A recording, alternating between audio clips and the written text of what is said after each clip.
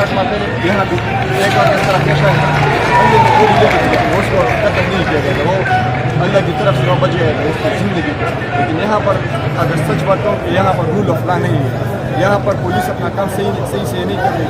मुझसे पहले एक महीने पहले मुझसे भी मोबाइल चोरी हुआ, उसके बजाय मैंने उस बात पर नहीं कहा क्योंकि यहाँ पर पुलिस अपना काम नहीं करी। अगर मैं FIR कर दूँ तो किस वजह से मैं अपना FIR कर दूँ। और दूसरी बात ये कि हमारे कॉलेज के जो स्टूडेंट्स हैं उनके लिए जस्टिस चाहिए, पीस चाहिए, उनके लिए सेफ्टी चाहिए।